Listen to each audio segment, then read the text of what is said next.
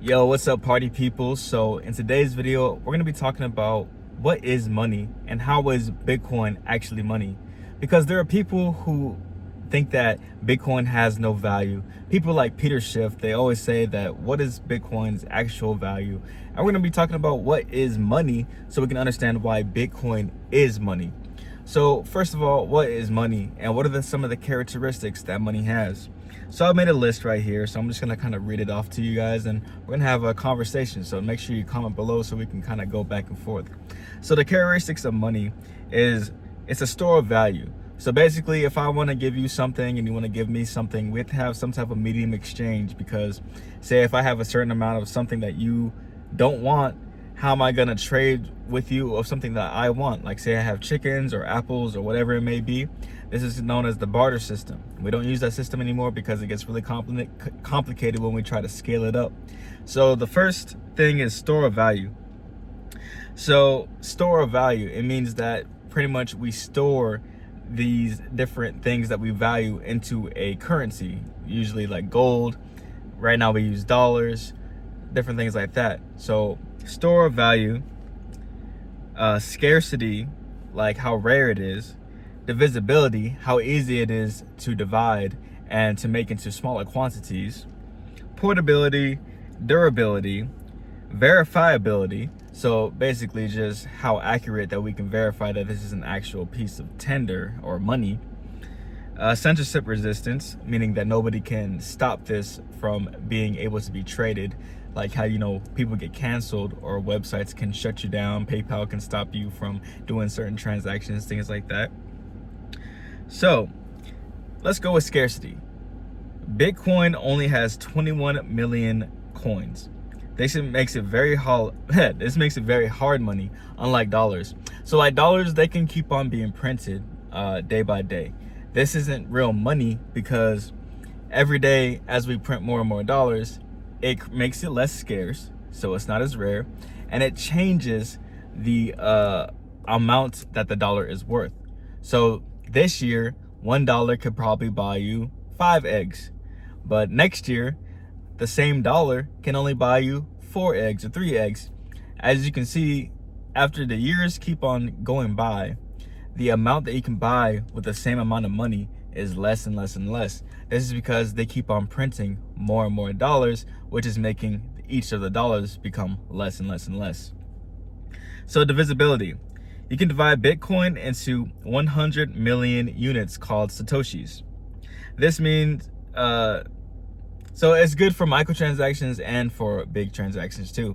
The issue with gold, which was a currency, you know, a type of money that we used to use, you know, before the dollar, is that it gets hard to really divide it. Once you get to a certain small grain of gold, then it's like, okay, how do I weigh this? You know, do I have the proper tools and measurements to actually account for this type of thing? And then another thing is that gold is durable, but if you were to lose that, you know, it's like, it's hard to keep, especially if you have like little powders of it. You know, eventually you get to like sand and small grains, but you know, it's really hard to. And then there's other types of money or things that people try to use as money, like diamonds. Say if you have a 5-carat diamond versus 5 1-carat diamond, those two things are not the same, because it's the 5-carat diamond is more rare, so inherently it's more valuable, versus the 5 1-carat diamonds. You know, you may find 1 million of those, you know, but there may only be 5 of the 5 1-carat diamond or 5-carat diamonds. You see what I'm saying? So with those type of things, it's hard to really attribute like a natural fungible, like this is what this is, you know, this is what this equals to. So that's why Bitcoin, one Bitcoin is one Bitcoin is one Bitcoin. You know, each Bitcoin is worth what it's worth. It's just that version of itself. Portability. You can carry Bitcoin anywhere in the world. You put it onto a hardware wallet, and I'll show you what that looks like really quick. This is a Ledger Nano S. Let's see if we can get that in focus. Ledger Nano S. And basically, it's like a little USB, but for your Bitcoin. You put your Bitcoin on this, and you have to remember these things called seed phrases. It's a 20 words that you have to remember. And even if somebody takes this from you, they do not have your Bitcoin. They need to know the 20 seed phrases. And as long as you remember those 20 seed phrases, you always have your money. And so if you remember it and you memorize it, then you can take your money literally anywhere with you. You could take it across the country with you. Imagine trying to send, $5 million in gold overseas. Somebody's gonna track it. It's gonna have to go through a third party. Somebody's gonna know that you sent this money, or not even know that you sent the money, but just getting it there, it has to be put on a boat. It has to be put on a plane. Somebody has to physically move it, and that costs energy, that costs resources. So the fact that Bitcoin can be moved like that, like in 5 minutes to a whole other country, that's another benefit to Bitcoin. Verifiability. Every transaction is recorded on the blockchain. You don't have to trust a person or a bank, just math. So an issue with the money nowadays, we have to trust somebody else to custody or hold the money for us. If we have a bank, then we have to trust the bank. If we have just a broker, a stockbroker, then we have to trust the stockbroker. Or there's always some type of middle person between you and your actual funds. This is a reason why when you spend money on things and you have transactions, there's always a pending period. You ever notice, like, you have an available balance, or you have a actual balance and your balance that says available? Or like, why when you swipe your card at a restaurant or you're paying for a bill, you're like, dang, why does it say that this is pending? Like, why doesn't it just take the money out? That's because it has to go through multiple people to verify it. But also, the bank doesn't really have all your money there. They're actually loaning it out to other people. So that money that is represented in your bank account is just a figure. It's just a number. That's how banks make their money, is that they loan people money and then they pay it back to them, pay it back to the bank, and they charge them interest. So that's how the bank gets money. Censorship resistance. That's the next point. No one can freeze your account, reverse your transaction, or stop you from sending or receiving value. Not even the government. So Bitcoin is never been hacked, and it literally, nobody can shut it down because it's on the internet. As long as you have access to a cell phone, I think even now they're able to trade it or send it through radio. But as long as you have a cell phone, a computer, some type of device that can access the internet, then you can send Bitcoin. There's like literally no way, even in countries that have banned, the mining of Bitcoin, you can still transact in that country, just because you literally can move Bitcoin anywhere. That's why I think in Russia or the Ukraine, I'm not too caught up on politics, but I think they had lost access to their money, so they were able to use Bitcoin to be able to send money and use money over there in a country like that. So Peter Schiff, he's a guy who has a gold company, and he encourages people to buy gold, which I think is great, because I think gold is a great type of form of income, or a form of store of value, and it can be a money. It's been money in the past. It's been the money for 5,000 years or so.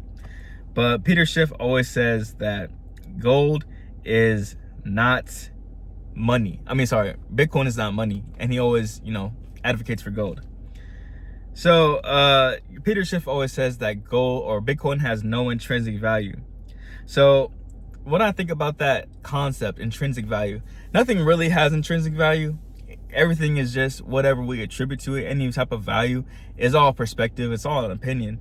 Like, I may value this type of sports car or this Lamborghini, but honestly, it doesn't really have value. Like, yes, it took people to come up with different ideas and different engineering to create this product, but just because there's only a certain amount and it only goes this fast, that doesn't automatically make it valuable to everybody. Some people still use flip phones, and some people use iPhones, but that doesn't mean that the older people, the older generation, don't have value, or they just don't understand the value of the iPhone.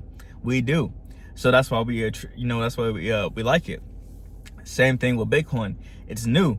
And again, maybe the older generation, they like gold. They like stuff that they can touch with their hands. They like stocks. They like real estate.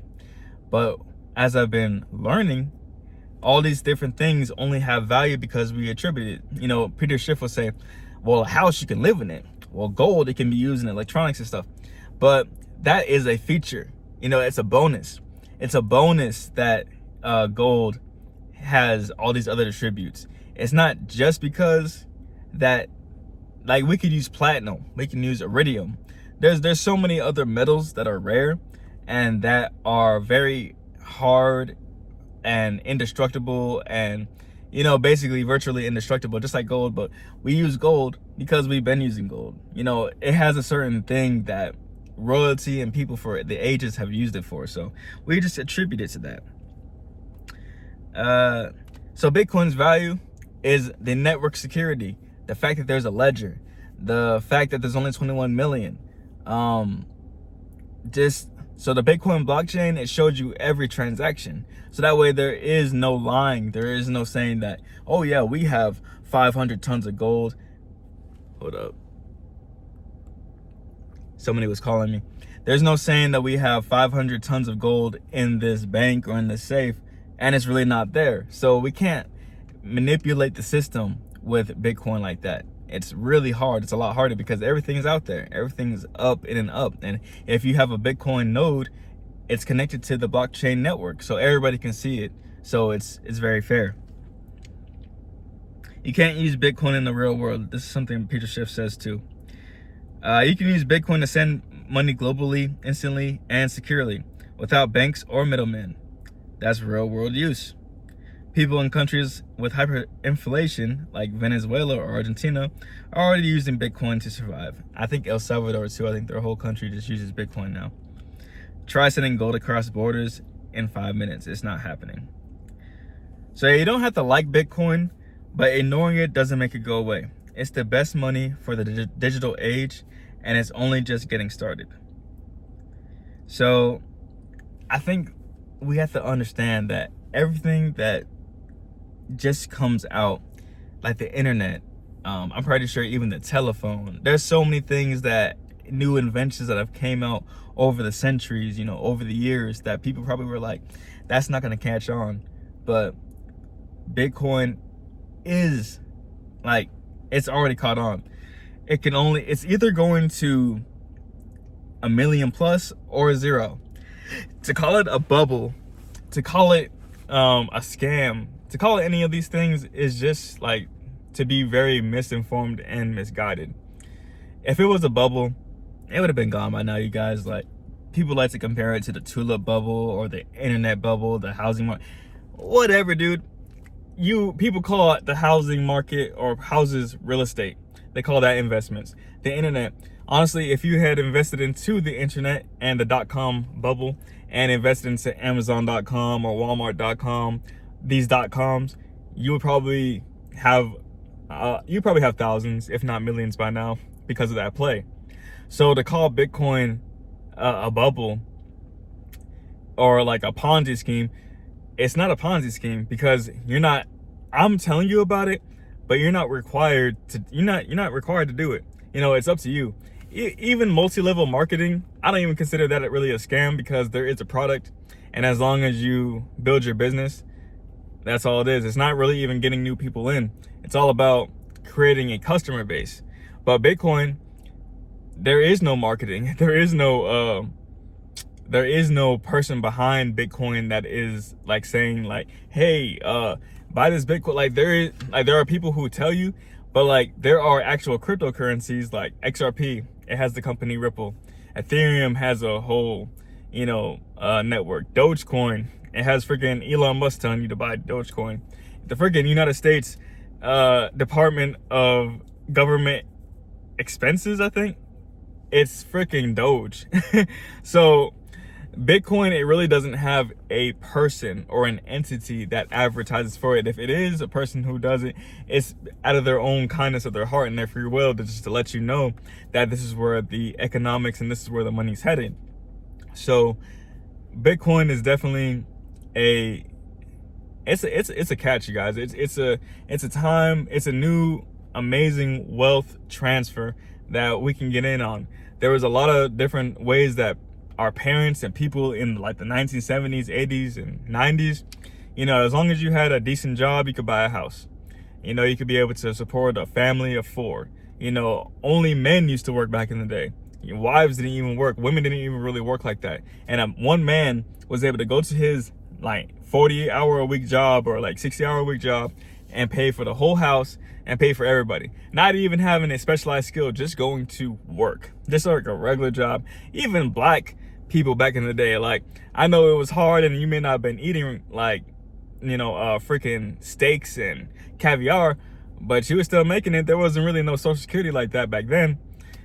Now, you can't even get no eggs. You know what I'm saying? People getting out of college, they have all these student loan debts. They're not able to support themselves, just one person, let alone a girlfriend, a wife, a freaking children, a dog, all that stuff. People want the American dream, but a lot of people are just feeling like it's not feasible. It's just not possible. But I will say that it is possible to a degree if you get your finances right, but you really gonna have to save, and you're gonna have to put your pedal to the metal. You're gonna have to put your knees to the freaking floor. You're gonna have to do what you gotta do if you don't even invest into Bitcoin. But Bitcoin is giving you the chance and the possibility to put your money and your value into a time capsule. It's like Bitcoin is capturing the time that you're working. The reason why it's a time capsule, because like I said, it's scarce. Not everybody even knows about Bitcoin. There's 21 million Bitcoin. So even 21 million millionaires wouldn't even be able to get it, because as more and more people figure out about it, and there's only 19 million that are out there right now, about 6 million is lost forever because people have put it onto this hardware wallet and they lost the numbers, they lost the seed phrase, or something happened, they died, and now this Bitcoin's gone. So there's 6 million gone. Maybe there's like 11 million out there, and there's maybe like 3 or 4 million that haven't been mined yet. As more people get on to Bitcoin, that available balance is going to become more and more scarce, and less people are going to be able to have a Bitcoin. So even to have one Bitcoin, it may cost you $1 million in the future. Right now it's 84,000, 85. It's in the 80,000s right now, talking about April 2nd. So it's really up to you, but you have to understand that even having 0.1 Bitcoin, having a very, very low amount, could end up being worth millions in today's money in the future. Like, it's just, you have to really just look at the white paper. I'm gonna make a video where I read the white paper and I pretty much go over it, but the white paper is just like 9 pages. All you have to do is read it, and it tells you exactly what Bitcoin is, Satoshi Nakamoto, that's the person who invented Bitcoin. We don't know who Satoshi is, but Satoshi is the one who made the program for Bitcoin, who made it so that it mines every 10 minutes on the blockchain. All these parameters so that this thing can work. And it's just the future, you guys. I'm just saying, again, this channel is not financial advice. I'm not telling you what to do. But if you're my age, if you're like 30, even if you're 20, if you're younger, it's better because you have more time. But if you're like 40, 50, and you like want to make a move that could possibly help you out in the next 10 years financially, Bitcoin might be the one. I'm not telling you what to do, but I think you should definitely at least look into it. Because again, as time goes on, more and more billionaires and people who have a lot of money, they're going to be buying out the Bitcoin. The government, the United States government, has already said that they're going to be buying Bitcoin, or they're going to be adding that to their Bitcoin reserve. They're making a Bitcoin reserve. So if the United States is doing it, more countries might be doing it as well. GameStop, freaking different states, BlackRock. There's so many financial institutions that are getting in on Bitcoin. And I'm not saying all of crypto. All of crypto is not good, you guys. There are certain meme coins. There are certain coins that really have no value. They don't have the different parameters and variables and things that make Bitcoin special. Bitcoin is special for a reason. It's the OG. It's scarce. It's a proof of work. It takes energy to make it. And there's just so many other things that makes Bitcoin the one. So that's all I'm saying, you guys. Like, I'm gonna keep on making videos about this, but I just want to advise you, I don't make no money from you guys buying Bitcoin. You know, I may get some views from YouTube if you guys watch it, but at the end of the day, I don't get nothing out of telling you guys this. All I'm telling you is I wish I had bought Bitcoin and held on to it before. I bought Bitcoin when it was $11,000. I bought like $300, $400 of Bitcoin and I sold it. I wish I had held it on to it. I would have like thousands of dollars or maybe hundreds of thousands of dollars by now, but it's okay. I learned my lesson. I understand it more now and we're gonna see where it goes. But all right, guys, till next time, peace.